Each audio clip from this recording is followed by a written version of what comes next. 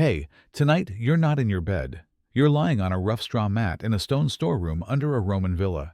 The air smells of olive oil dust and sweat, yours mostly. You haven't bathed in days. You think ancient Rome was all marble temples and philosophy. Try being woken at dawn by a kick to the ribs because the master's chamber pot needs emptying. The only light comes from a hole near the ceiling. You can't see the stars, but you can hear the rats. One just ran over your leg. You don't even flinch anymore. By the end of this story, you'll know why freedom in Rome was a luxury you'd pay for with a lifetime of silence. What time is it where you are? I'd love to know who's out there listening from a quiet room in the future. If you enjoy these strange little windows into the past, take a moment to subscribe to the Sleep with History channel. Leave us a comment and let us know what hedonistic period of history you would like to hear more about. It means more than you know. Now dim the lights. Let your breathing slow. Sink deeper into your blanket. Because tonight you're not free. You're a Roman slave, and history never asked for your name. You wake before the sun, not because you're rested, but because the floor is colder than the stone it's made of. You slept on a pile of straw that smelled faintly of vinegar, and feet tucked between storage jars of salted fish and amphorae of wine. It's dark except for a sliver of pale gray light seeping through a slit in the wall. You blink, trying to forget the dream of open air and silence. There's no open air here. You're not in a room. You're in a space, maybe once a pantry, maybe just a corner, no one else wanted. You share it with two other slaves. One older man who coughs all night, and a girl who doesn't speak. She just stares at the wall waiting. Above you, the villa stirs. You hear footsteps on the mosaic floor. Someone's sandals scuff.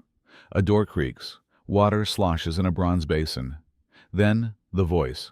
High, sharp, annoyed. You're already late. You stumble outside, through the kitchen yard, past the dog that never stops growling. The sky is still gray-blue. The dew hasn't burned off the grass. The marble of the atrium is too cold for bare feet. But you don't have shoes. Every wall here is painted with gods and battles. But no one ever painted your story. You are not part of the history this house wants to remember.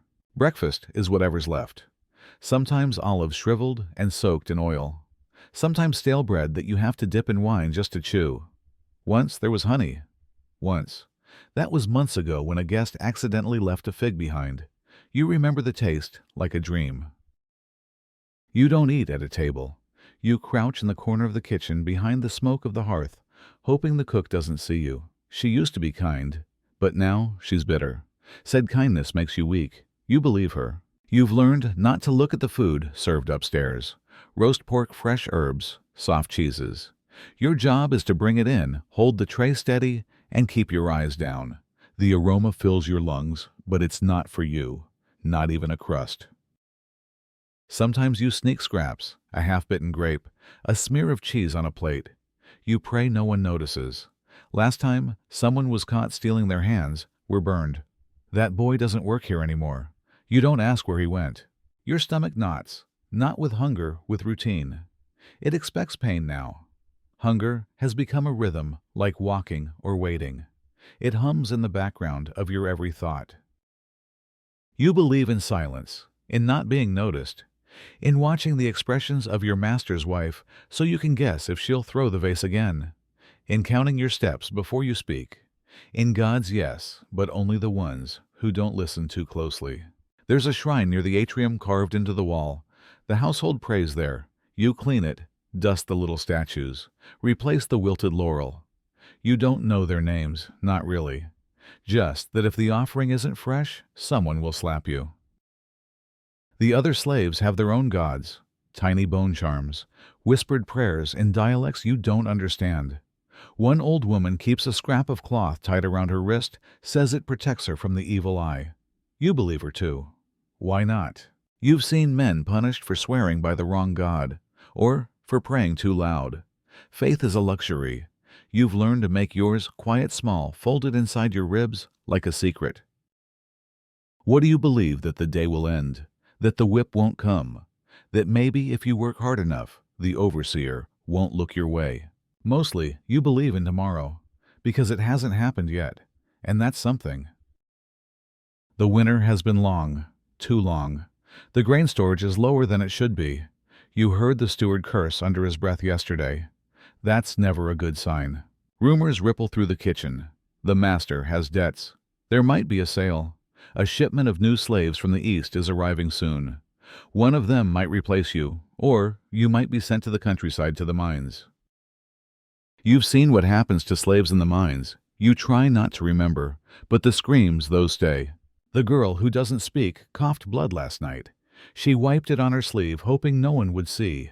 But the overseer always sees. You know something's coming.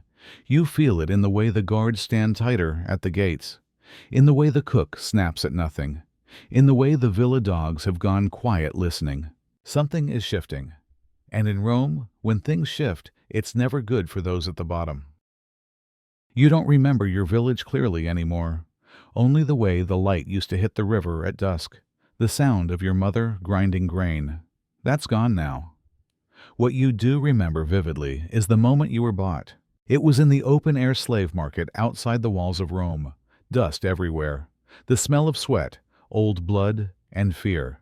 You were stripped not just of clothes, but of name, of dignity. A man ran his hands down your arms, checking muscle tone. Another pried open your mouth to inspect your teeth like a mule. You didn't speak Latin then. You didn't need to. You knew what was happening. There were chalk signs around your neck, age, origin, whether you were trouble. A red ribbon tied to your wrist meant you couldn't speak Latin. That made you cheaper. You stood on a platform, squinting against the sun. Someone shouted your price. Another haggled. You were sold like olive oil or wine. Nothing about you mattered, except what you could lift, what you could clean, what you could endure. The man who bought you wore a white toga. He didn't look at your face, just nodded, tossed a few coins and turned away. You didn't even know his name until the next morning when someone slapped you for not answering quickly enough. That night in a cramped wagon with 6 others, you didn't sleep. You stared at the wood above you and listened to a boy beside you whisper the same word over and over, probably his mother's name. You never saw him again. The villa was large, quiet, too clean. You were led past pillars and fountains through rooms full of things you were not allowed to touch toward a door that opened onto a small stone room with no window. That would be your new home. You touched the floor, cold, solid, permanent. And that's when it sank in. You didn't belong to yourself anymore. You didn't mean to spill the basin. It was early. Your arms ached from scrubbing the stone floor in the atrium, and when the call came, water now, you moved too fast. The basin was heavy. The handles were slick. It tilted, and in a second, water splashed across the mosaic of Apollo and Daphne. You froze, just for a second, long enough to know you were seen. A silence settled over the villa. Not peace, something sharper. A pause between breath and consequence. Then the steward shouted your name. You were made to kneel in the courtyard, under the winter sun. Your knees pressed against gravel. A slow trickle of blood began where a stone cut your skin, but you didn't move. Movement would be worse. The other slaves didn't look at you. That was part of it. They didn't speak, didn't flinch. They kept their eyes low and their hands moving. Because everyone knew if they looked, they could be next. The steward held the rod like a teacher, not a torturer. He didn't yell. He explained to no one in particular that a household ran on discipline. That water was precious, that mistakes were contagious. He raised the rod and brought it down once, twice, then a third time. You didn't cry, not out loud, but something inside you fractured not from pain, but from clarity. Your body wasn't yours anymore. It could be commanded, corrected, broken if necessary. And what scared you most wasn't the pain. It was the terrifying knowledge that your mind was already beginning to accept this, already filing it away as normal. That night, when you lay on the cold floor again, your back throbbed with every breath. But what kept you awake was the silence of the others. You realized this was not your first punishment. It was your first lesson. And there would be many more. He couldn't have been more than 12. The master's son had soft hands and sharp eyes. His tunic was always clean, his curls always perfect, and his voice thin-high and dangerous. Because when he spoke, people listened, and when he cried, someone bled. You were assigned to him one afternoon, after the boy's favorite Greek tutor was dismissed for unknown reasons. The steward said it would be light work, playmate helper, maybe a little cleaning. He forgot to mention the humiliation. At first it was small things. Fetch this, hold that, stand still while I throw figs at you. You laughed softly, thinking maybe it was just a game, a test. But the boy didn't laugh back. Then came the day he wanted to ride you. You were scrubbing the terrace tiles when he leapt on your back with a shout, pressing his knees into your ribs. "You're my horse now," he said, waving a stick like a riding crop. You hesitated just a breath, and he struck your shoulder, hard. "Don't stop," he hissed. "Slaves don't stop." You crawled across the tiles, your knees aching, your back screaming, your dignity buried somewhere beneath the dust. The next day he made you bark, loudly, for his friends. That night, the cook whispered, "Never say no to a child with a father and a temper. One slave once did. She's not here anymore." But what scared you most wasn't the pain or the fear of punishment. It was the way the boy looked at you when he was pleased, like you weren't real, like you were a thing warm, obedient, and disposable. Sometimes he was kind, gave you a sweet date when no one looked, asked if you missed your family, then laughed when you said nothing. That was worse than the cruelty. The sudden softness followed by silence, like a lion purring before it bites. You learned slowly that in this, they gave you the torch and the key at dusk. "Don't fall asleep," the steward said. "And if anything's missing in the morning, we'll know who to blame." You nodded, didn't speak, didn't ask why you. You already knew. A week earlier, a young Thracian boy had vanished in the night. No one mentioned it aloud, but you saw the guards at the gates grow sharper. The chains were checked more often. And now, someone had to watch. The torch flickered in your hand as you paced the villa halls. The stone was cold, even through your sandals. Every creak sounded like betrayal. Every gust of wind through the shuttered windows carried ghosts. You passed the triclinium empty, echoing then, the tablinum where the master kept his scrolls. You tried not to look at the statues. Their eyes seemed to follow. Somewhere in the kitchen, wing a pan clattered. You froze, heart pounding. Was it a rat, a thief, or another slave risking everything for a bite? You turned the corner slowly, torch held high, casting long shadows. Just a cat, skinny, wild-eyed. It hissed, then disappeared into the dark. Still, when the morning came, the mistress's bracelet was missing. No one blamed the cat. You were called into the atrium at first light, made to kneel again. Questions you couldn't answer. Accusations that filled your mouth with sand. Someone said they'd seen you talking to the missing boy last week. It was true you'd shared a piece of bread once. That alone nearly cost you your life. In the end, nothing was proven. The bracelet turned up days later under a couch. But the mark stayed. A black spot on your reputation. Not visible, but heavy. Everyone knew now you had been suspected. You learned that night that your life wasn't just yours to ruin. Others could break it for you. All you had to do was be nearby. You noticed he was quieter than usual. Old Gaius had stopped talking 3 days ago. He used to hum when he swept the colonnade, little broken melodies that no one else seemed to know. Then came the cough, deep, wet, hollow. And after that silence, they found him curled near the stove, hands folded like a child's eyes, half open. No one screamed. No one ran. The steward just sighed, told 2 boys to deal with it before the mistress comes down.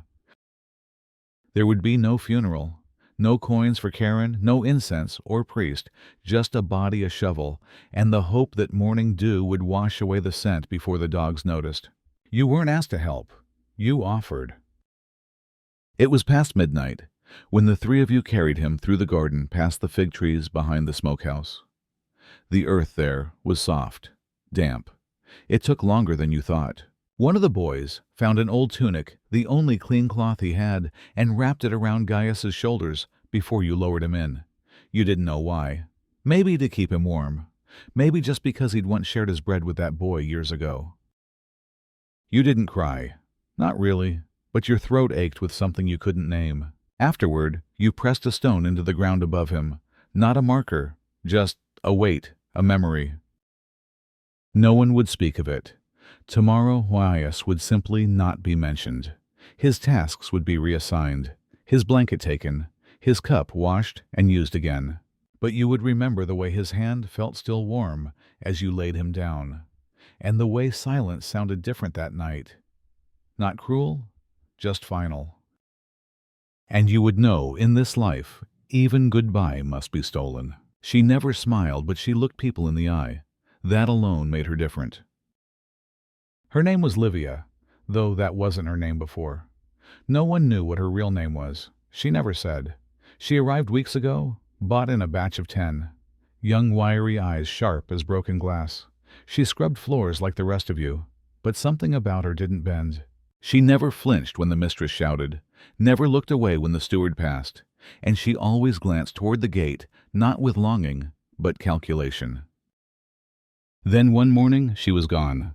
You heard the commotion first, raised voices, a gate left unbarred, footprints in the orchard. Some said she ran at dawn using a broken handle as a makeshift blade. Others said someone helped her, a guard maybe, or one of the kitchen boys. No one confessed. For 3 days, her name was a whisper. Then, on the 4th morning, the guards returned, dragging her behind a horse. Her tunic was torn. Her feet were bleeding. Her wrists were bound with iron, but her eyes still burned. They made everyone gather in the courtyard. You were there. So was the cook, the old gardener, even the children. No one spoke. The steward stood beside her, reading out her crimes, theft, escape, violence. She said nothing, not a word. Then came the flogging. They didn't hurry. Each strike echoed against the villa walls. The whip hissed through the air like a snake. You tried not to watch, but you couldn't look away. Not because you wanted to see, but because you had to. This was not punishment. It was instruction. When it was done, they left her there, barely conscious for hours. Sun burning her skin, flies gathering. Only when night fell did 2 boys carry her back to the storeroom. She never spoke again. She didn't die, not that week, but something inside her did. And you learned something new that day. Not about freedom, about fear. How it could be taught, etched into the skin, and remembered forever. The house changed when guests arrived. The marble shone like wet bone. Every floor was scrubbed twice. The silver was polished until you could see your own reflection, not that you were supposed to look. The kitchen boiled from before sunrise, heavy with the smells of meat, garlic-spiced wine. You hadn't eaten, but your stomach had long learned how to wait. You were assigned to serve drinks. The tunic they gave you was clean, but tight, designed not for comfort but display. You stood by the atrium wall, holding a bronze jug. So long your arm went numb. Your eyes stayed low. They came in laughter. Robes sweeping, sandals clicking, rings flashing in candlelight. Senators, merchants, generals. Their voices filled the space like smoke, thick and sharp. They barely noticed you unless the wine ran low. You moved like a shadow. Pour, step back, nod, avoid eye contact. One guest snapped his fingers in your face. Another patted your head like you were a dog. You smiled because that's what was expected. Not joy, not even service, just absence of displeasure. The food came in waves, roasted peacocks, oysters, honeyed dormice dates, stuffed with nuts and cheese. You carried trays heavier than your own body weight. Your hands burned from holding hot plates. You watched juice drip from bearded chins while your mouth watered in silence. Then came the crash. A boy 12, maybe, dropped a plate. It shattered across the tile like a scream. Everyone stopped, even the flute player. The steward was there in seconds, a hand across the boy's face, a harsh word, then silence. The boy didn't cry. He just picked up the shards with bleeding fingers one by one. The party resumed as if nothing happened. Hours later, when the last guest stumbled out and the last flame died, you sat on the cold floor of the back hallway. Your legs trembled, your back ached, But what struck you most was how clean everything looked again, as if none of it had happened. Like you were never there. He started coughing on a Wednesday. By Friday, he couldn't stand. His name was Morrow Strong Silent, used to carry amphorae like they were feathers. But now, he shivered on the storeroom floor, pale and burning. At first, no one noticed. 6 slaves didn't matter unless they interfered. Then he missed his shift. The steward asked where he was. When told, he frowned not with concern but calculation. Morrow was expensive. Letting him die would be wasteful. So they called the doctor. He arrived at dusk wearing robes that smelled of camphor and vinegar. His hands were yellowed with herbs and thyme. He didn't greet you, didn't speak to Morrow, just opened his eyelids, poked his belly, sniffed his breath. Too hot, he muttered, too dry. He called for a knife. You watched as they cut Morrow's arm, letting the blood run into a shallow bowl. Then came the herbs, green and black, mashed into a pulp, smeared across his chest. Finally, hot stones on his back. He moaned once. They told him to be quiet. It wasn't healing. It was maintenance. The doctor gave instructions. Diet change. No dairy. Less salt. More water if it was cheap that week. He never asked Morrow how he felt. You helped clean the floor after. The blood stained the stone even after you scrubbed. Morrow lived. Slowly, weakly. He couldn't lift amphorae anymore, so they reassigned him to sweeping. He stopped talking. Maybe out of shame. Maybe out of gratitude. Maybe because words no longer mattered. You realized then, in Rome, survival wasn't kindness. It was investment. You weren't cared for. You were preserved. You hadn't left the villa in 6 months. When the steward said your name that morning, short, sharp, with a motion toward the cart, your heart skipped. You didn't ask why. You just ran, quietly. The cart was loaded with olive oil dates and bolts of dyed cloth. You climbed in the back beside the barrels, the dust clinging to your skin like memory. A guard sat up front. He didn't speak. He didn't need to. The road to the market wound through olive groves and past crumbling aqueducts. You saw clouds again, not just a strip of sky through stone slits, but full, moving, endless. The wind touched your face like something forgotten. The city bustled, wheels on stone, voices shouting prices, fresh bread, dried meat ink for scrolls. You'd forgotten color could be this bright. The smell of cinnamon hit you like a dream. But you weren't free. A rope trailed from your belt to the cart. The guard never took his eyes off you. And the others, the sellers, the buyers they knew. They didn't look too long. One woman selling apples smiled at you. Just a flicker of warmth. You almost smiled back, but her eyes widened just slightly, and she shook her head. You looked down. As you helped unload the amphorae, you caught sight of another slave, young, dirty, tethered by chain to a butcher's stall. He looked at you. You looked back. You said nothing. What could be said? By midday, your hands ached from lifting. Your lips cracked from thirst. And when the cart turned back toward the villa, a strange grief settled in your chest. Not because you were leaving, but because you'd remembered what it felt like to want more. The world outside was not yours. You had only visited. You smelled the smoke before you saw the flame. It was thick, bitter, oily, like burnt bread mixed with fear. Then the shouting started, the crack of wood, the frantic bark of the villa dogs. Someone banged the gong in the courtyard. You bolted upright in the dark. The storeroom's on fire. The words came like a slap, not because you were scared for yourself, but because you knew what came next. Buckets, chains, orders shouted above the roar. You weren't allowed to panic. You weren't allowed to flee. Your job, your only job, was to save the villa. Not your blanket, not your friends, not even yourself. They lined you up and handed you buckets of water from the well, one by one, passing them down like lifelines you weren't holding on to. The fire danced along the roof tiles, glowing red against the night sky. Sparks flew like angry stars. You heard a scream. Lucius, the tall boy from the wine cellar, had gone back in. Not for a person, not for food, for the master's favorite hunting dog. He came out limping, hair singed, carrying the beast in his arms. No one praised him. The steward struck him for disobeying orders. The fire took the outer shed and some of the grain stores, but the main villa was untouched. By morning the ash was swept away. The marble was white again, as if nothing had happened. No one asked who was burned. No one counted bruises or blisters. But the steward counted every jug of olive oil. That night, as you rubbed ash from under your fingernails, you realized in this house you were not the most precious thing. Not even close. The master liked to read aloud when he thought no one was listening. You were on your knees in the library, polishing the marble base of a bronze bust, some forgotten emperor staring into the distance.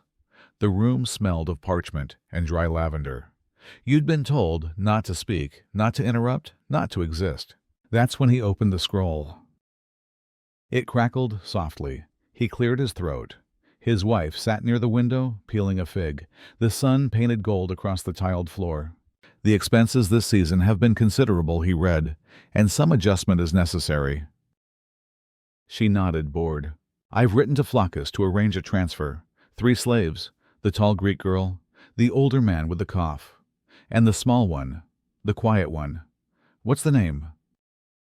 He paused. Your heart did not. Yes, that one. He didn't say it with cruelty, just decision, like pruning a tree, like closing an account.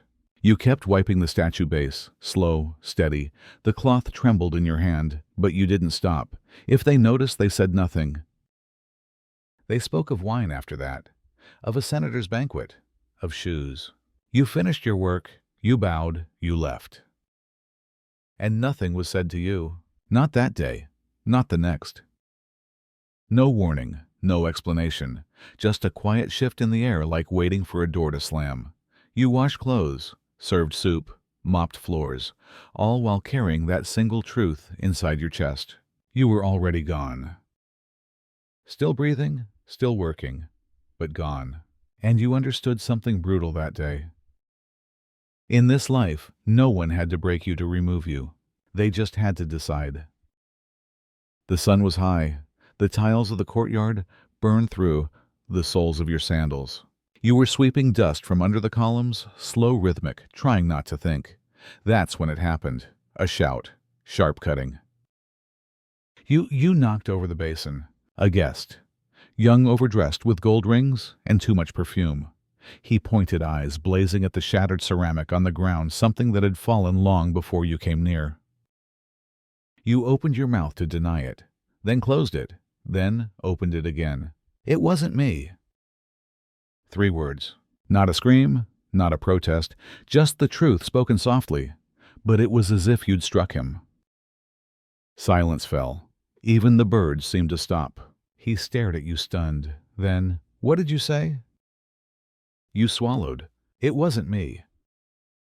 The steward was there in seconds. His grip found your arm like a chain. You didn't resist. The broom clattered to the floor. You were dragged across the marble, through the atrium past the frescoes. The young guest didn't follow. He just stood there, shocked not by your words, but by your existence. You had spoken, and that was enough. They didn't beat you. Not that day. Maybe they wanted the silence to hurt more. You were locked in the storeroom. No food, no light. Just the echo of your own voice, those 3 words playing over and over. You hadn't expected it to feel like victory. It didn't. It felt like standing at the edge of something you couldn't see, and knowing without question that next time it would cost more. But still, you said it. And no one could take that back. You were given a new tunic that morning, clean, soft-dyed, pale red. You touched it like it might vanish. It's festival day, they said. Smile. Be useful. The villa shimmered with color. Garlands of ivy draped from column to column. Perfume was sprinkled on the floor. Statues were adorned with laurel crowns. Even the dogs wore ribbons. You were assigned to the garden, holding a gold-plated torch as guests arrived. Not to light anything, just to stand, straight, still, pleasant. They wanted you to be part of the decor. People passed by and nodded, not to you, to the torch. One woman said, "Lovely touch." Another laughed, "How lifelike you blinked." Once, slowly. At midday you were led to a long table. For once, slaves and masters shared a meal, at least in theory. Bread was passed, wine was poured, and laughter filled the air. But the slaves sat on the outer edge, back straight, eyes down. You were invited, but not included. They called it reversal a day, where roles were mocked. Some masters even served their slaves. Not here. Not truly. Here the joke had no punchline. Just performance. You were allowed to laugh. But not too loudly. You were allowed to eat. But not ask for more. You were allowed to relax. But not forget who you were. That evening, as fireworks cracked in the hills and flutes played beneath the olive trees, you felt a strange ache. Not sadness, not joy. Emptiness. The kind that comes when the mask is placed on your face and fits perfectly. By dawn the garlands were brown, the plates scraped clean, and your tunic was taken back. Festival day was over. And so were you. It was late. The fire in the kitchen hearth had burned down to embers. You were scrubbing the last of the pans, fingers wrinkled back sore, when the old woman spoke. Her voice was a rasp, more memory than sound. "They freed him," she said. You looked up. "Who?" She didn't answer right away, just stared into the glowing ash. "Cassius," she whispered. "Worked the wine cellar, 30 years. One day they handed him a scroll, his name, his seal, said he could go. You didn't know what to say. You'd heard of manumission, the release of a slave by their master, but only in stories. In reality, it felt like a myth, like flying. "Did he leave?" you asked. She nodded, walked out with sandals and a bag of dates, didn't even look back. Silence filled the room, the air suddenly thicker. "Why him?" someone whispered behind you. "Old," she said, "obedient, never spoke out, no family to return to." You didn't ask more. No one did. The room felt fragile now, as if the walls themselves might report you. Because in this life, the word freedom was heavier than iron. To say it out loud was to tempt disappointment. To imagine it was to risk madness. But still that night, as you lay in your straw corner, eyes open to the dark, you let yourself wonder. What would it feel like? To walk without chains? To choose your own silence? To sleep and not wake to someone else's voice? The dream was sweet, too sweet. You turned your face to the wall and told yourself to forget. The slave market reeked of sweat vinegar, and something worse, the scent of hope, turned sour. You were there to help carry amphorae. That's what they told you. But as the master and steward haggled over a load of olive oil, your eyes drifted to the platform in the square's center. A boy stood there, no older than 9, barefoot, dust on his knees, a tag hung around his neck, healthy, trained in Latin, no known illnesses. He didn't cry. He just stared. One man examined his arms, turning them over like cutlery. Another pried his mouth open, counting teeth. One laughed. "Good lungs, I bet." The crowd chuckled. The auctioneer raised a hand. 40 sestertii. 50? 60. The boy didn't flinch, just stood with his hands behind his back like someone had taught him how to behave. At 70, the bidding slowed. A woman in silk snorted, "Too much for one so thin." The crowd laughed again. You felt your jaw tighten, not from anger, not from sadness. From recognition, because you had stood on a block like that once. You had felt strange fingers on your ribs. You had heard laughter that wasn't yours. And now you were on the other side, not free, not complicit, just present. The boy was sold at 84 sestertii to a merchant with red hands. The crowd dispersed. The boy was led away, still silent. You went back to your task, lifted a jar, walked. But all the way home, the weight on your shoulder felt lighter than the one in your chest. And that night, when you closed your eyes, you saw your face on that platform, and knew someone else would one day see theirs. The steam clung to your skin like oil. They moved you to the bathhouse after one of the regular attendants fell ill. Temporary, they said. You didn't believe them. The room was carved marble and echoing laughter. A domed ceiling let in slices of afternoon light. Heated floors warmed your feet. But you weren't there to bathe. You were there to serve. You carried buckets of hot water from the furnace. Kneeling beside the pools, you poured it slowly over broad shoulders, soft backs, shaved heads. You weren't supposed to look. Not at the guests, not at the slaves who came with them, not even at yourself in the polished brass. You were taught the sequence: bring towel, scrub foot, rub oil. Bow, back away. Some made jokes. This one's quiet, they'd say. Or, bet they don't mind the heat. Others touched without asking, not cruelly, just thoughtlessly, as if you were no more sentient than the stone basin beside them. One asked your name. You didn't answer. Not out of fear, you'd forgotten how to say it. By the third day, you no longer noticed the heat, only the silence. No one yelled in the bathhouse. Orders came in soft tones, laced with laziness. But each one left a mark. After shift, you were allowed to rinse off. Not in the pools, those were sacred. You washed in a bucket behind the woodpile. Alone, quiet. You didn't wash to feel clean. You washed to forget. Because in the bathhouse, everything about you was exposed body, breath, dignity. And when you stepped back into your tunic, still damp, you weren't red from heat anymore. You were red from being seen. You weren't a nurse, but you became one. The mistress had given birth a pale, red-faced boy who screamed through the night. The wet nurse came during the day, but by midnight, it was you who sat beside the cradle. No one asked if you'd held a baby before. No one cared. He cried. You rocked. He kicked. You hummed. Your arms grew used to the weight of him, warm, wriggling, oddly heavy for something so small. Some nights, he only slept when you whispered to him.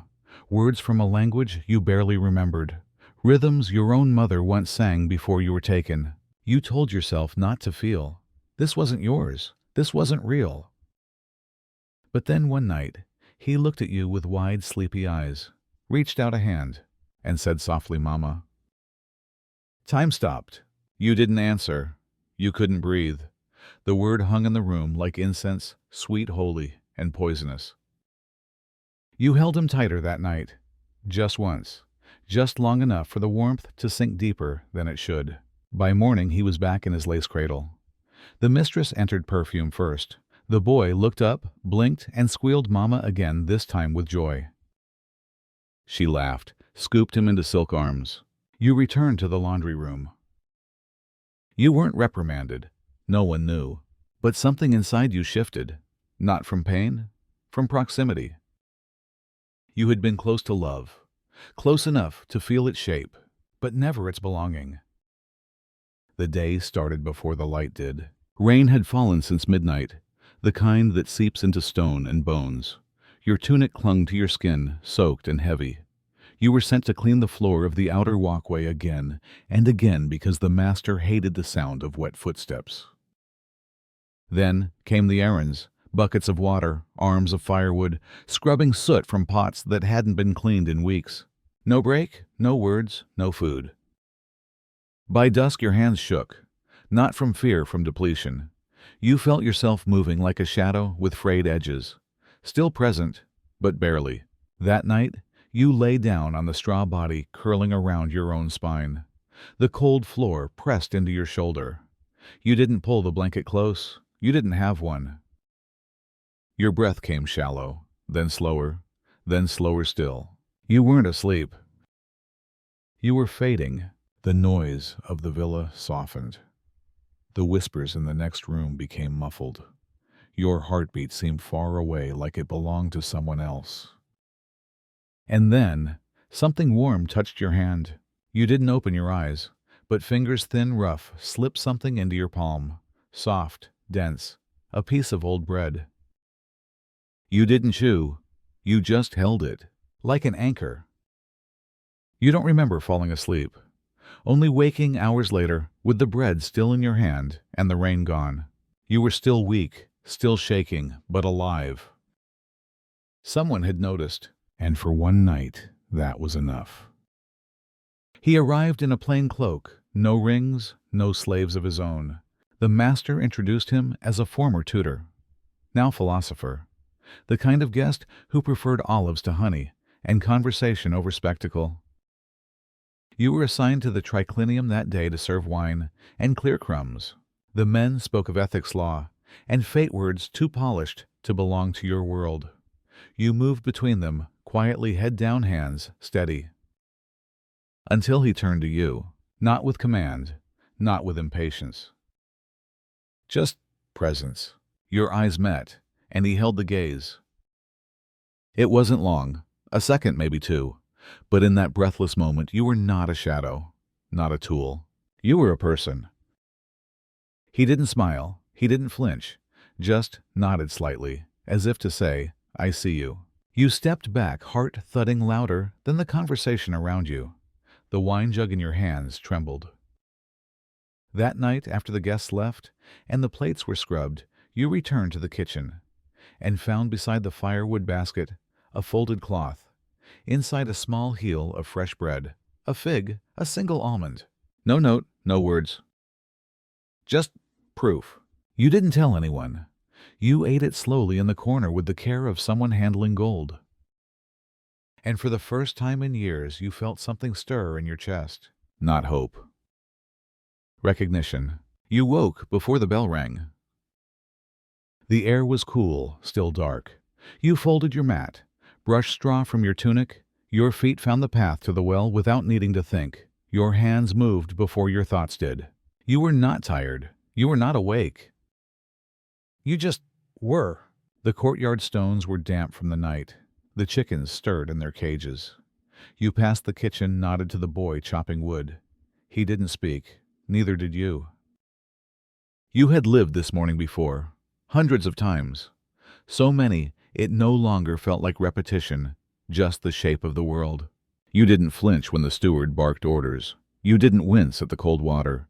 You didn't feel anything at all.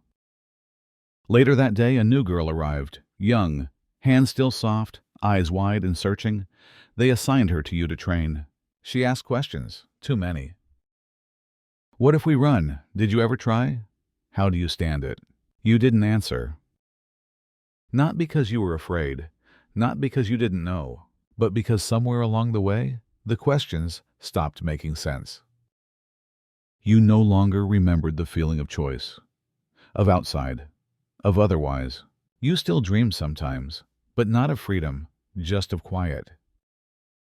And when the girl finally fell silent, watching you move with quiet precision, she whispered, "You don't even feel the chain anymore, do you?" You looked at her and smiled, not out of joy, but memory. "No," you said softly. "It's part of the skin now. It's shattered in the early afternoon." A silver plate, smooth as moonlight, slipped from the cook's assistant's wet hands. It hit the tile with a ringing finality, sharp, clear, undeniable. Everyone in the room froze. You were nearest, kneeling to scrape ash from the hearth. The boy who dropped it gasped, then looked at you. So did the cook, so did the steward, so did the silence. It was you, someone said, not with rage, with decision. You opened your mouth, closed it, opened it again, then stopped. The words sat behind your teeth, bitter and soft. You knew they wouldn't help. The punishment was simple: no food for the day, sweep the courtyard twice, scrub the basin with cold water. Your knees burned, your hands cracked. But that wasn't what stung. What stung was the knowing, deep and still, that truth was weightless here. What mattered was position, visibility. Blame had gravity. It fell to the one closest. That night, as you watched the moonlight catch the edge of the broken plate, now mended with bronze, you didn't feel anger. You felt drift. A slow unraveling of the part of you that once believed fairness had meaning. Because in Rome, justice wasn't blind. It just didn't look your way. The dust began to settle before the warnings came. No rain, no dew, no wind to carry away the heat. The sky turned pale each day, a colorless humming dome. The fountain in the atrium gurgled lower. The garden's fig trees sagged, and then the barrels ran dry. At first, they rationed. Buckets marked for Domus, only for the master, the mistress, the children. You watched those precious ounces disappear into wine soup and bathwater. For the rest of you, the slaves came, the command, fetch more. The nearest working well stood beyond the eastern gate, down a brittle path lined with thorns and silence. You carried 2 amphorae at a time, strapped across your shoulders, the rope biting deeper each trip. The sun painted scars down your spine. No one offered a sip. One morning, desperate, you tipped the jug slightly, let a single drop fall onto your cracked tongue. The steward caught you. He didn't shout, just smiled. That night, your water ration was halved. You stopped sweating, then stopped urinating, then stopped dreaming. Your body became a kiln, dry, aching, echoing. Your lips bled when you smiled. You stopped smiling. But still you walked, carried, obeyed, because thirst, you realized, was not just a punishment. It was a leash, and every drop you were denied reminded you even your thirst didn't belong to you. It wasn't about you. It never was. They called it a sanitary measure. Too much lice, too much heat, too many complaints from the guests. So one by one you were summoned to the courtyard, lined up, made to sit on a stool, silent, eyes forward. The shears were dull. The man using them didn't speak. He just grabbed, pulled, cut. You had grown your hair long, not out of vanity, but memory.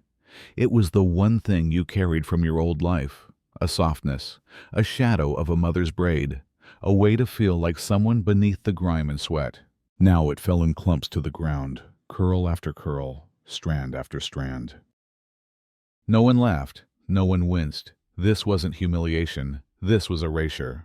When it was over, you stood head bare to the sun scalp, raw and stinging.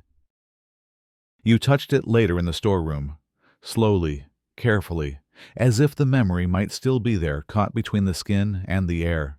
That night you looked into the water barrel. And a stranger looked back. Same eyes, same scars, but something missing. Something lost.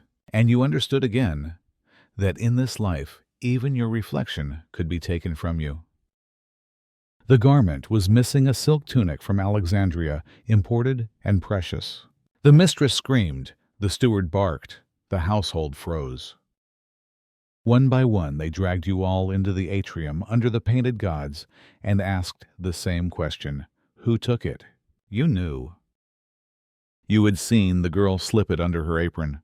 Not for greed, not for pride. Her mother, another slave, lay coughing, blood curled behind the storeroom crates. They needed money. And desperation speaks louder than law. When they called your name, your feet moved without thought. You stood in the sun, hands folded, eyes on the ground. I did, you said. A pause, like the air itself, questioned your voice. You, the steward, blinked. You nodded. I thought I could sell it. I'm sorry. They didn't believe you, not truly. But belief wasn't required. Blame only needed a place to land. They struck you, not with fury, with routine. 2 lashes, bread withheld, water ration halved. You didn't protest. That night, the girl passed by your mat. She didn't speak, just brushed her fingers across your shoulder. Brief, silent, enough. You lay down on the stone floor, ribs aching, throat dry. And you slept, not because the pain had faded, but because for once it had meant something. He worked below. Beneath the marble halls and painted walls, under the mosaic of Apollo, chasing Daphne past the wine jars and root baskets, the tunnels ran dark and endless. Damp air, low ceilings, the smell of stone and mildew. That's where he lived. His name was Varro. No one remembered where he came from. Thin, gray-bearded, his hands always shaking, but his voice steady. He sang. Not loud, not sweet, but clear. Strange songs in a language older than Rome. No one understood the words. Maybe he didn't either. But they carried, even up through the floor vents, into the kitchen, into your bones. When the villa fell asleep, the stone would hum. You asked once to help with the storage. Not because you loved the dark, but because you missed the song. He never looked at you when he sang.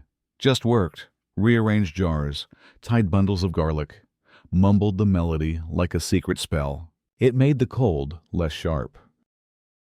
Then one morning the steward said, "He's gone. Transferred, replaced, forgotten." No song that night, no song the next. But sometimes, when you pass the stairwell and feel the echo in the walls, you still hear him. Not with your ears, with something quieter, something inside. And in those moments, you know, even here, even now, even in chains, someone once dared to sing. The scribe was aging, and his hands shook. So they brought you in not to write, but to clean, to fetch ink to sharpen the reed pens. You worked quietly beside him in the villa's cold study, where the scrolls sat like sleeping snakes.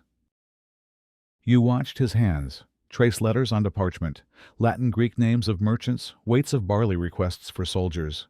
He never spoke unless he had to. One day he left the room for longer than usual. The ink was still wet, the quill balanced on the edge of the bronze inkwell. Your hand moved before you could stop it. You dipped a fingertip, pressed it to the page, and wrote. Just your name, not the name they gave you, not the nickname the other slaves used, your real name, the one whispered by your mother before she vanished into memory, the one you hadn't spoken in years. The ink shone black and alive on the parchment. It was the only time your name had existed outside your own mouth. Then footsteps. You panicked, grabbed the paper, crumpled it, threw it into the low fire beneath the brazier. It curled, smoked, vanished. The room smelled of ash and ink. The scribe returned, sat, continued writing. You stood still, hand trembling. And you understood something that settled deeper than fear. Even when you know how to name yourself, they still decide whether that name stays. It began like nothing. Just sleep, long, heavy, the kind you fall into, not lie down for, the kind that takes you before you're ready. You dreamed. In the dream, you were standing in a field. The grass was high, the sky wide, your feet bare but clean. You were walking nowhere urgent, just forward, and you were smiling. Someone laughed nearby. You turned, saw her, your mother, or someone who looked like her. She reached out, touched your face, and said your name, your real name. And this time you answered. The sound didn't echo from stone or fade into orders. It rang, whole, belonged. You kept walking, past a stream, a fire, a small house with a sloped roof. Inside, a child was singing. You joined in. No one stopped you. Then cold, sudden, hard. Your eyes opened. The floor beneath you was damp. A rat skittered near your leg. Your breath fogged the air. Someone was shouting in the next room. A pot had been dropped. You smelled mold, smoke, waste. You sat up slowly, joints stiff. The dream drifted away like steam, but not before it left a mark. You remembered what it felt like to belong somewhere. And for the rest of the day, no matter what you carried, no matter how straight you stood, you felt the weight of that dream pulling you sideways, not because it lied, but because it had tasted too much like truth. They brought in 7 new slaves that day. Dusty, thin eyes darting like birds. Most were silent. One, taller, older, was different. He had scars and a chain around one wrist. The steward narrowed his eyes. This one might run. A collar was fetched, iron, heavy, blackened by soot. But when they opened the storage box, there was only one, and the man refused to kneel. You, the steward barked. You blinked. Me. He didn't repeat himself. You didn't resist. The collar was heavier than it looked, the metal cold against your throat. The lock clicked shut behind your ear. It didn't hurt, not yet, but it made breathing different. Like air had to ask permission. It's just until we get another, someone muttered, but no one got another. You wore it for 6 days. During that time, no one asked if you were the one being punished. They just saw the collar, and assumed. Some avoided you. Others whispered. One spat near your feet. You didn't explain. Because in Rome, appearance was truth. A chain meant guilt, and guilt needed no reason. When they finally removed it with a loud snap and no ceremony, the skin underneath was red raw marked. They tossed it back in the box, moved on. You touched your neck that night, fingers trailing the shape it left behind. And understood in this life, shame could be worn by accident. But the bruise, that belonged to you. It was a late afternoon. The house was quiet, thick with the smell of new wine and polished brass. You were serving again a tray of spiced dates and honeyed almonds, hands steady, eyes down. The guest wore foreign shoes and a wide-brimmed hat. His beard was trimmed with care. He spoke Latin, but not like a Roman slow with the rhythm of rivers and sun. When you stepped near, he looked at you, truly looked. And then softly, "Is your name Eliana?" Your breath caught. No one had said that name in years. No one here even knew it. The tray wobbled. A date rolled, but you didn't move. You met his eyes. And nodded, once. He blinked, a long pause, then looked away. The master didn't hear. The steward didn't ask. The room moved on. But you didn't. All night the sound of it echoed in your chest. Eliana, not you there, not girl, not slave, your name. It didn't free you. It didn't change your labor. But something shifted, not in them and you. You had not been entirely erased.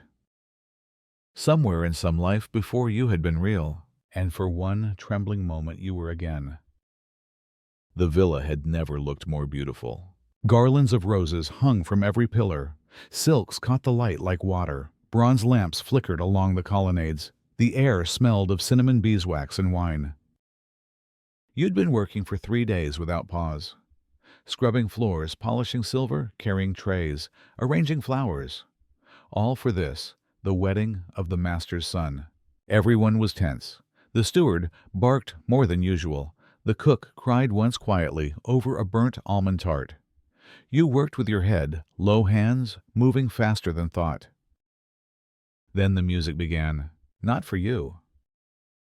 You and the other house slaves were ordered outside. No shadows at the celebration, the mistress had said. You found a crack in the garden wall near the olive tree, just wide enough to see the atrium lit like a dream. The bride was radiant veil, sparkling lips trembling. The groom awkward in his new toga. Guests cheered, flutes played, plates clinked, perfume danced in the air like invisible ribbons. And you watched, breath held. At one moment, the bride stumbled, overwhelmed. Her knees buckled. You instinctively reached forward as if you could steady her through the wall, then stopped. Because this wasn't your world. You dressed it, lit it, served it. But you were never meant to stand within it. That night, as you swept up rose petals and candle wax, long after the laughter faded, you felt the ache not of envy, but of proximity, close enough to touch, but never to be. The sky cracked open without warning. Rain hammered the terracotta roofs. The olive trees bent low branches snapping like twigs. The garden flooded, drowning the ripe figs and herbs. The master's villa was in chaos. No one spared thought for rank. The steward shouted orders to anyone who would listen. Slaves, guards, servants, all called to arms, buckets, shovels, rope. You worked through the night. Water poured down your neck, soaked your tunic, chilled your bones. Your hands blistered from hauling wet debris. Your feet sank in mud. The cold was relentless. Yet for a moment you were not invisible. The master's son passed by, drenched eyes, wide with disbelief. He paused, glanced at you, struggling with a broken branch. And something flickered in his gaze. Not pity. Not anger. Recognition. But the moment vanished with dawn. The sun dried the mud. The guests returned. The laughter resumed. The master's villa stood as before. And you were still nothing but a shadow on wet stone. In the shadowed corners of the villa, where the eyes of masters and overseers rarely lingered, a quiet rebellion grew. a language without words. It began with a glance, a subtle lift of the eyebrow, a slight tilt of the head. Fingers tapped rhythms on a wooden bench. A foot shifted in a pattern known only to the initiated. You learned quickly to say danger without a sound, to warn of approaching footsteps with a flick of the wrist, to share news of a hidden meal or a kind master through a blink. This silent code was a lifeline, a way to be seen, heard, and understood without risking everything. Each symbol, each gesture was a thread weaving you into a fragile tapestry of trust. In the darkest moments, these whispered conversations became your refuge, but the secret came with weight. One slip, one wrong sign, one glance too long, and the shadow of punishment loomed. Still the language persisted. Because sometimes the quietest words are the loudest cries for freedom. It started as a small mercy. The cook's apprentice was sick, weak from hunger. She begged for just a handful of bread from your portion. You hesitated, but then slipped it to her when no one was looking. It felt like a lifeline. But nothing goes unseen. The steward noticed the missing bread. Questions flew like arrows. Fingers pointed. Whispers filled the hallways. You were called out, punished, whipped, reduced rations, not for what you took, but for what you gave. The girl escaped worse fate, but only barely. You carried the pain silently, wore the marks on your back as a secret badge. In that moment, you understood the cruel math of this life. To save one, you might lose yourself. To care, you risk destruction. But sometimes, even in chains, the heart chooses. The storm had passed, but its shadow lingered. The courtyard was littered with broken branches and mud. The once vibrant garden lay crushed under heaps of fallen leaves. The air smelled damp cold, as if the earth itself was holding its breath. The master walked through the villa, inspecting damage with sharp eyes. The steward followed, counting losses in his head. Slaves moved silently, picking up shards, sweeping away debris, restoring order with careful hands. But no one spoke, not because there was nothing to say, but because saying anything might shatter the fragile calm. You felt the silence wrap around you like chains, a quiet so heavy it pressed on your chest. Eyes met briefly, then darted away. Even the dog stayed mute. In that stillness, you understood the storm was not just in the sky. It was inside the walls, waiting, watching, and reminding all who lived here. No one is safe, not the master, not the slave. When the household finally fell silent, you crept out from your corner. A handful of you gathered in the shadowed kitchen beneath a loose stone tile. Plates were empty, but hands were full pockets of bread crusts, scraps of dried figs, nuts stolen from the pantry. It wasn't much, but it was enough. You broke the bread in silence, shared the figs carefully, the nuts cracked between fingers and teeth. There was laughter, quiet, soft, almost forbidden. Stories whispered of lives before, of mothers of children, of places forgotten.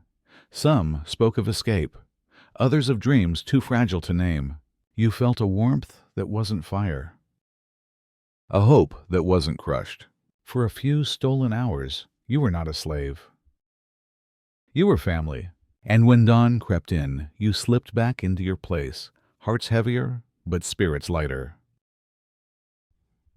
Because even in chains, a feast of hope can feed a soul. You never expected a gift. It arrived one afternoon, wrapped in a leaf of parchment, tucked into the folds of your tunic after you'd polished the guest chamber. Inside was a single pomegranate seeded with sugar, a luxury reserved for the master's table, and just beneath it, a scrap of linen embroidered with a simple vine motif. You stared at it, breath caught. It wasn't work. It wasn't punishment. It was for you. That night, you hid it under the straw, a secret warmth in your corner. You ran your fingers over the linen, tracing each stitch, memorizing the weight of the fruit in your palm. For once, you were not invisible.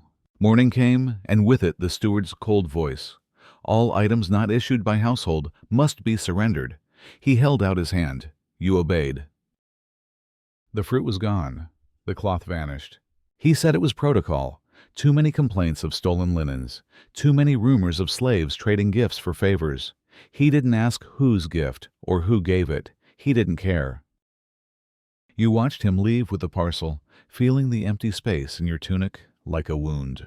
For days afterwards, whenever you passed the storeroom, you expected to see that linen folded away those seeds, gleaming in a jar, proof that someone saw you as more than a tool. But there was nothing, just the lingering sweetness at the back of your tongue, and the hollow ache where your brief moment of belonging had been.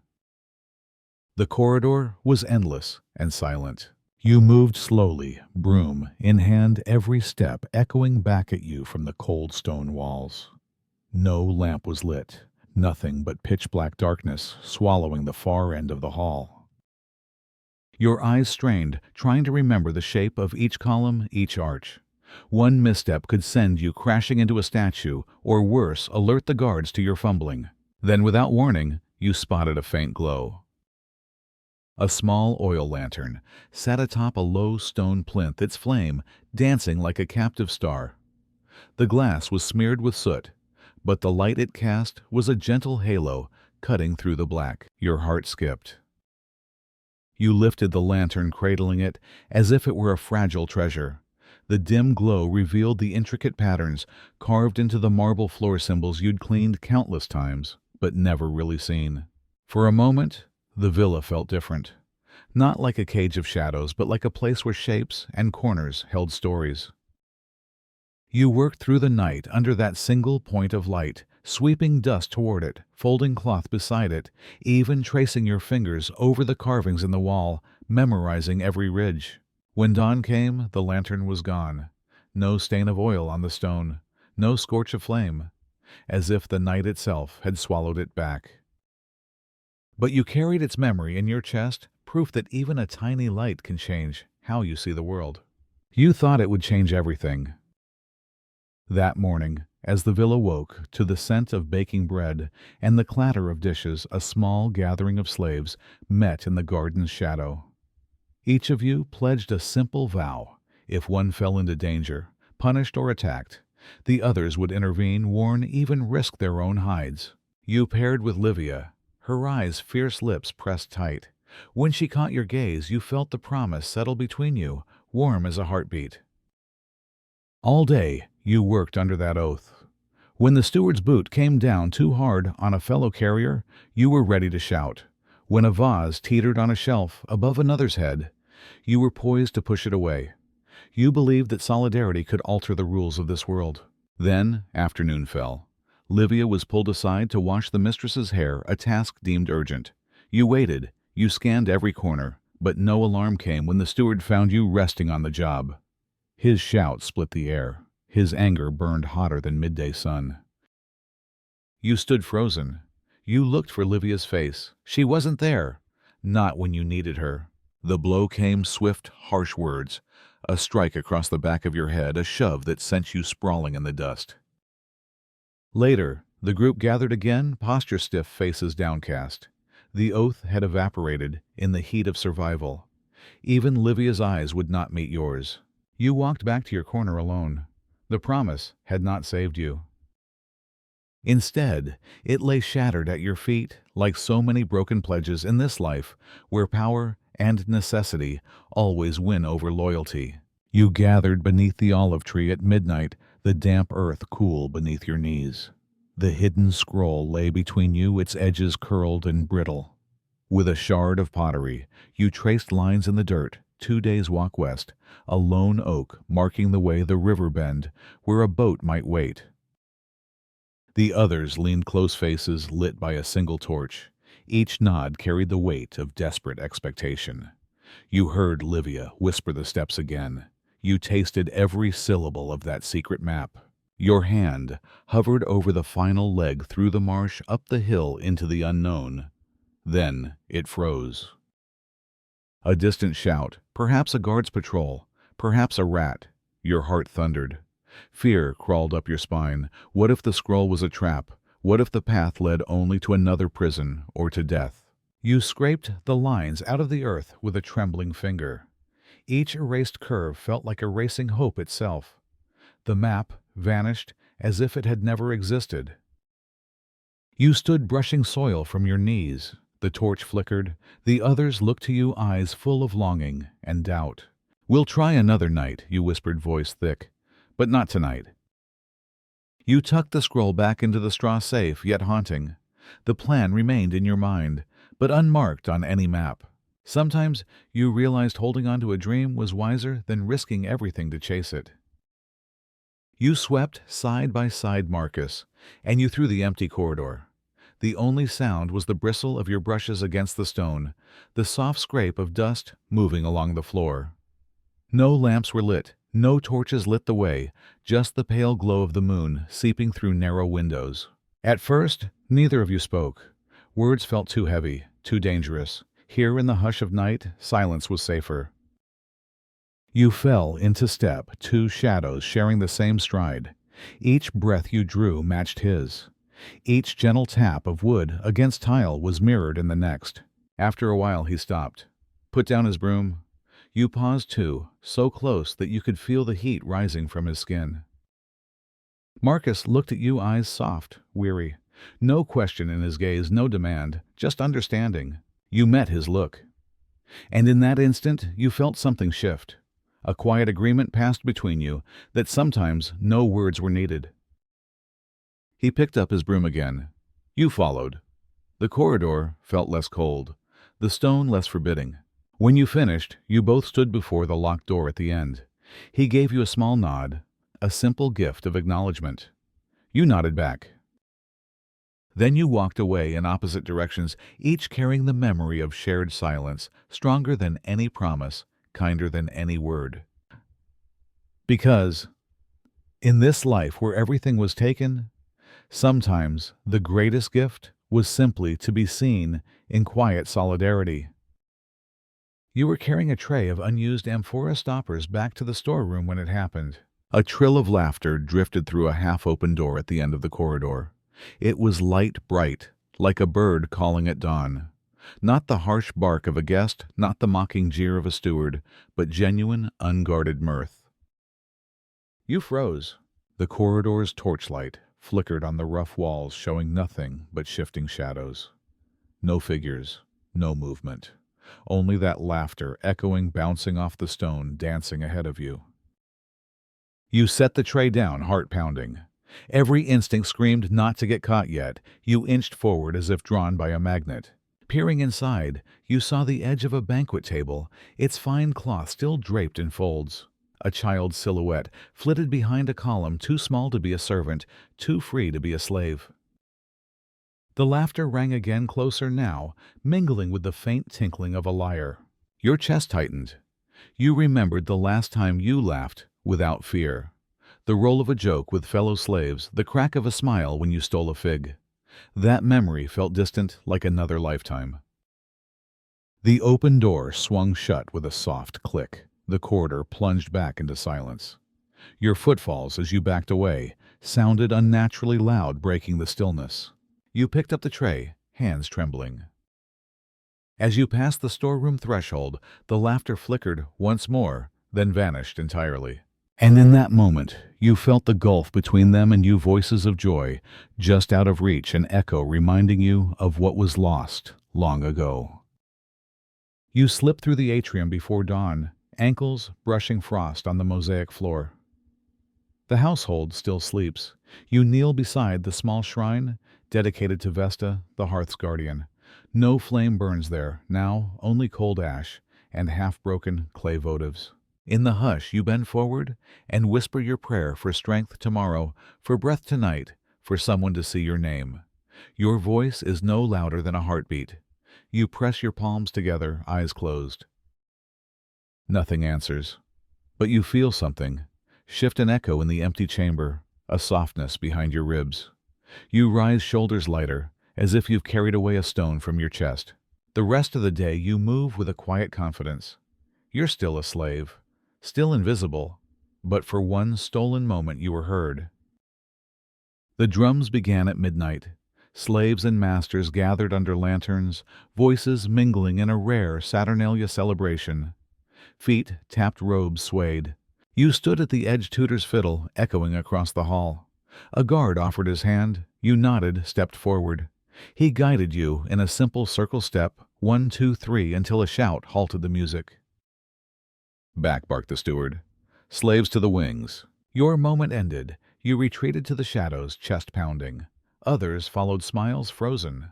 The dance resumed without you.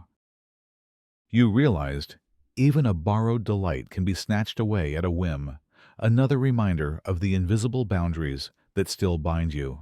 A boy stood at the garden gate, barefoot and bright-eyed.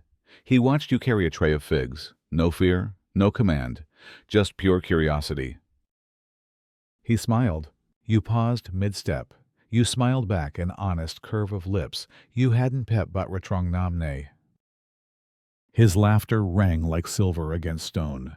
Then he ran off, chasing a butterfly. You blinked, your cheeks warmed.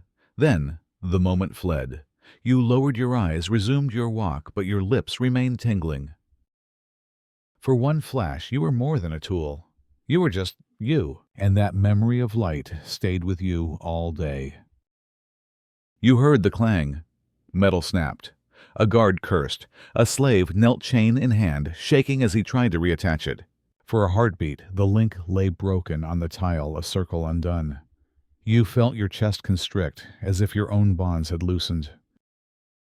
They fixed it, hammer, spark, snap. The slave bowed, picked up the weight around his ankle, and stood once more. You passed by, fingers grazing the metal.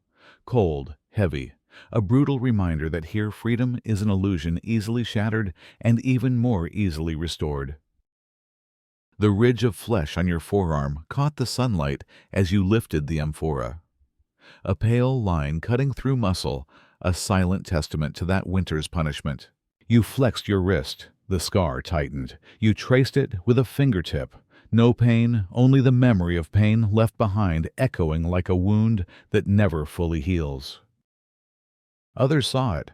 A glance here, a touch of sympathy there.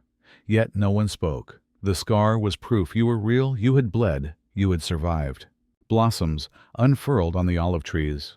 The air filled with citron-sweet perfume. You paused in the courtyard, breath caught by the gentle drift of petals. A lark trilled above. You looked up, meeting sky for the first time in months. You inhaled deeply, hope distilled in fragrance and song. Minutes later, breeze scattered petals to dust. The bird soared away, and you, still standing, felt the promise of renewal, fragile but undeniable. Before the call to work, you rose. The east sky glowed rose gold. The villa lay quiet, bathed in that first gentle light. You carried a bucket of water to the fountain. You paused, letting the sun warm your face, anointing you in golden grace. No master claimed that dawn. Its colors belonged to anyone who looked up. And in that pure silence you felt free. Not in deed, but in spirit. You stand at the threshold of the storeroom, sunlight spilling across your shoulders. The weight of your chains is no lighter yet. Something within you has shifted. You cradle your name, your memories, your secret prayers, and songs inside. You understand that freedom is not solely a prison door thrown open. It is the quiet rebellion of your heart, the choice to stay alive, to whisper your truth, to hold a spark of hope. You step forward into the light, not toward escape, but toward yourself. Because sometimes the truest liberty is the freedom you carry within the one they can never take. You might assume that every Roman slave lived in total darkness, devoid of any choice. The reality, however, is more nuanced. In wealthier households and urban workshops, certain slaves, such as skilled artisans, doctors, teachers, and estate managers, enjoyed degrees of autonomy. They were often paid a small stipend peculium, which they could spend on clothes or scrolls, or even send back to family. Some slaves negotiated with their masters to buy their own freedom, or to earn part ownership in the very workshops where they toiled. While the majority endured harsh conditions, the legal system recognized peculium and allowed trained slaves to accumulate property. In other words, even within chains, fragments of self-determination could be carved out. It's easy to think that slaves in classical Rome were mere property entirely outside the law. In truth, Roman statutes laid out rules for buying, selling manumission, and even limited recourse against abusive masters. A freedman's diploma, tabula, certified manumission. A slave could challenge unlawful punishment in front of magistrates if violence exceeded legal limits. Provincial courts sometimes heard cases of slaves whose masters violated fundamental obligations, such as providing basic sustenance or medical care, effectively acknowledging that a slave's well-being had some legal weight. Granted, enforcement was rare and heavily skewed in favor of property rights, but the very existence of these remedies reveals that slaves were not wholly invisible under Roman law. When you picture a Roman slave, you might see sickly laborers in mines or fields surrounded by grime and disease. While that was true for many, the experience varied widely. A pedagogist tutor might live in relative comfort dining alongside the family he educated. Skilled craftsmen in urban centers could rent their own workshops and hire assistants.